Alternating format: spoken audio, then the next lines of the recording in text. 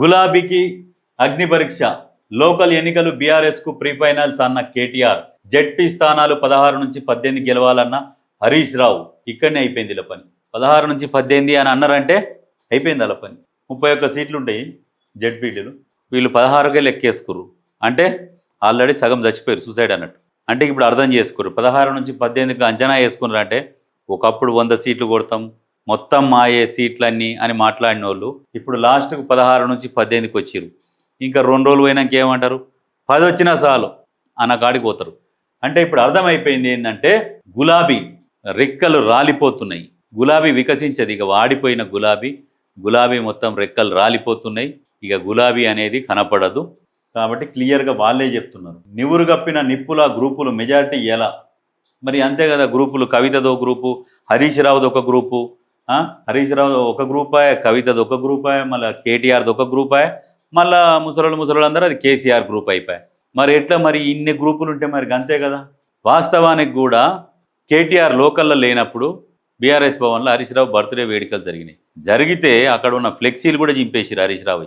ఎవరు? కేటీఆర్ మనుషులు. ఎందుకంటే ఆయనది ఒక్కందే నడవాలి కేటీఆర్ది. సరే కొట్లాడదామనే పోయారు ఇక లాస్ట్కు ఫైటింగ్. హరీష్ రావు మనుషులను కొడదాము, వీళ్ళు వాళ్ళని కొట్టుకుందామన్న ప్రయత్నము దాదాపు జరిగినండే. కానీ ఎందుకో మరి మిస్ అయిపోయింది అది. అక్కడ హరీష్ రావు ఎంటర్ అయ్యేసరికి అంతా సైలెంట్ అయిపోయారు అక్కడ. అంటే ఏ రకంగా అంతర్గతంగా కార్యకర్తల మీద ఎంత ఉద్వేగం ఉన్నది చూడు. మా నాయకుడిని ఇక్కడికి రాణిస్తలేడని కొంతమంది, అయినా కానీ మా నాయకుడు ఉండగా ఆయనదేంది పెత్తనం అని కొంతమంది. ఈ రకంగానే బీఆర్ఎస్లో ఇన్ని కుమ్ములాటలు ఉంటే మీకు ఎవడోటేస్తాడు, ఎందుకు ఓటేస్తారు? మళ్ళీ కవితది ఒక దిక్కు, ఆమెదో పెద్ద పంచాయతీ. ఆషామాషిగా తీసుకోవద్దు. లోకల్ బాడీ ఎన్నికలపై గులాబీ పార్టీ నజర్. అభ్యర్థులపై నేతలు ఏకాభిప్రాయానికి రావాలి. కేసీఆర్ మళ్ళీ సీఎం కావాలంటే స్థానికం కీలకం. BRS working president KTR. KCR మళ్ళీ సీఎం కాదు, కేసీఆర్ ఇప్పుడు ఉపరాష్ట్రపతి అవుతాడు, సీఎం కాదు. కేసీఆర్ ఉపరాష్ట్రపతి కోసం ప్రయత్నం చేస్తున్నాడు. ఇక కేసీఆర్ కాదు, మీరు కూడా ఏదైనా కేంద్రంలో మంత్రి పదవి కావాలో, ఏ పదవి కావాలో ముందే అప్లికేషన్ పెట్టుకోరు. ఇప్పుడు ఏమంటున్నారంటే స్థానిక సంస్థలల్లో మనం బలంగా తయారు కావాలి. గతంలో మనం 10 సంవత్సరాలు పరిపాలించినాం. ఆ 10 సంవత్సరాలల్లో నేను కార్యకర్తలను పట్టించుకోలేదు. కేటీఆర్ మాట్లాడిన మాటలు చెప్తున్నా. ఆ 10 సంవత్సరాలు మేము సంపద మీద దృష్టి పెట్టి, మేము మేము సంపాదించుకోవాలని దృష్టి పెట్టి, ఆ సంపద మీద దృష్టి పెట్టి మేము కార్యకర్తలను పట్టించుకోలే, కార్యకర్తలను దగ్గరికి రానియలే. కొంతమందిని మా అనుకున్న వాళ్ళనే దగ్గరికి రానిచ్చినాం, వాళ్ళతోనే మాట్లాడినాం, వాళ్ళతోనే ఉన్నాం. ఈ కింది స్థాయి కార్యకర్తలను ఏ రోజు కూడా పట్టించుకోలే. ఇక నుంచి మేము ఖచ్చితంగా మిమ్మల్ని పట్టించుకుంటాం, మీరు కూడా 4 డబ్బులు సంపాదించుకునేటట్టు చేస్తామని చెప్పేసి ఆయన మాటల సమావేశంలో చెప్తున్నాడట. ఎందుకంటే ఇన్ని రోజులు పట్టించుకోనోడు ఇప్పుడు పట్టించుకుంటాడు అంటే ఎవరన్నా నమ్ముతారా?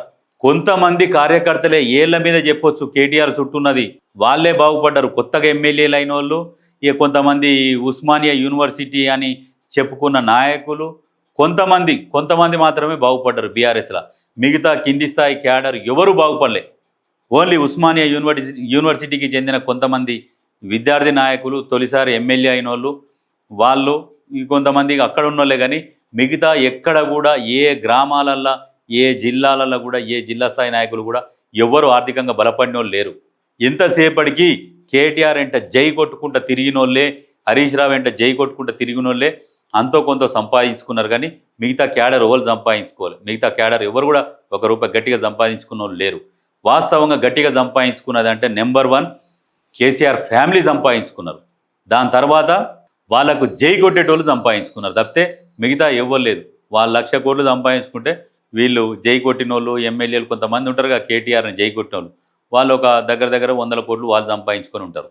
అంటే తెలంగాణని ఇట్లా ఈ రకంగా కొల్లగొట్టి సంపాదించుకుర్రు అని మళ్ళీ ఇప్పుడు ఏం చెప్తున్నాడంటే నెక్స్ట్ మిమ్మల్ని మేము మంచిగా చూసుకుంటా, మేము ఇన్ని రోజులు మేమందరం సంపాదించుకున్నాము, మాకు సంపాదన చాలు, ఇప్పుడు మిమ్మల్ని చూసుకుంటామంటే నమ్ముతారా? ఎవరికి డబ్బు ఎవరికన్నా చేదా? ఎంత ఉన్నా సరిపోదు. మళ్ళా ఒకవేళ వచ్చినా కానీ వాళ్ళే చూసుకుంటారు, వాళ్ళ పరిచయాలు వాళ్ళకే ఉంటాయి. మిమ్మల్ని మాత్రం దేకరాలు. గుర్తుపెట్టుకొని అసోంటోని నమ్ముకోకుర్రి. ఎవరినైనా ఒక మంచి నాయకుడిని, మీ లోకల్ ప్రిన్సెస్లో మంచి నాయకుడు, ఈ పార్టీ ఆ పార్టీ అని కాదు, ఏ పార్టీ అయినా ప్రజలకు సేవ చేసే నాయకుడు, నిత్యం ప్రజలలో ఉండే నాయకుడిని, అసోంటి నాయకుడిని నమ్ముకొని రాజకీయాలలో ఉంటే రాజకీయ భవిష్యత్తు ఉంటుంది. మీకు డబ్బు సంపాదించుకోవాలి అనే ఆలోచన ఉంటే ఏదో నాయకుని దగ్గరికి పోవాలి, ఏవో పనులు చేసుకోవాలి, అట్ట సంపాదించుకోవాలి. రాజకీయంగా మీరు ఎదగాలి అని అనుకుంటే ప్రజలలో ఉండే నాయకుడిని నమ్ముకుంటే రాజకీయంగా ఎదుగుతారు. డబ్బులు సంపాదించాలి అంటే అవినీతి నాయకుడిని ఎవరన్నా గదే గట్లే పట్టుకుంటే వాళ్ళని పట్టుకుంటే మళ్ళీ వాళ్ళ దగ్గరికి రానిస్తేనే, వాళ్ళు మిమ్మల్ని దగ్గరికి రానిస్తే మీ టైం బాగుండి మీరు జై కొడుతందుకు మీరు వాళ్ళ దగ్గరికి పోతే వాళ్ళు రానిస్తే మీరు కూడా 4 రూపాయలు సంపాదించుకోవచ్చు. ఓన్లీ రాజకీయంగా కాదు, మళ్ళీ ఆ రకంగా ఉంటుంది. అయినా కానీ ఇంకా బీఆర్ఎస్ని ఎవడు నమ్ముతాడు, ఎందుకు నమ్ముతాడు? ఏముందని, ఏం చేసిరని, ఏం ఒరగబెట్టిరని నమ్ముతారు? ఏం ఒరగబెట్టలే, ఏం నమ్మరు. ఒకప్పుడు తెలంగాణలో తెలుగుదేశం పార్టీ కూడా గిట్లనే వెలిగిపోయింది. అన్ని ఎక్కడ చూడు కరెంటు స్తంభాలకు వాళ్ళ గీడికి జెండాలు కట్టేది. బీఆర్ఎస్ కూడా అట్నే కట్టింది. టీడీపీ ఎట్లా కనుమరుగు అయిపోయిందో సేమ్ ఇది కూడా అట్లనే కనుమరుగు అయిపోయింది. 100% కనుమరుగు అయిపోయింది. రాసి పెట్టుకోర్రి, మళ్ళా జీవితంలో టీఆర్ఎస్ అనేది ఏడ కూడా కనపడదు. తెలంగాణ ప్రజలు అంత కోపంతో ఉన్నారు. ఆ రకం మొన్న కూడా అన్ని సీట్లు కూడా ఎందుకు వచ్చినాయి అంటే ఫోన్ ట్యాపింగ్ తోని కొంతమంది నాయకులను ప్రజలకు పోనీయకుండా మొత్తం పోలీసు వాళ్ళని పెట్టి ఇబ్బంది పెడితే ఆ సీట్లు వచ్చినాయి. అయ్యి కూడా రాకపోవు. ఖచ్చితంగా కాంగ్రెస్కు 85 నుంచి 100 సీట్లు వచ్చేటి. మిస్ అయింది ఏంటంటే ఫోన్ ట్యాపింగ్ వ్యవహారం. 2018లో కూడా అదే బాగోతం చేసి గెలిచిండ్రు. ఇంక వీళ్ళంట మళ్ళీ గెలుస్తారట.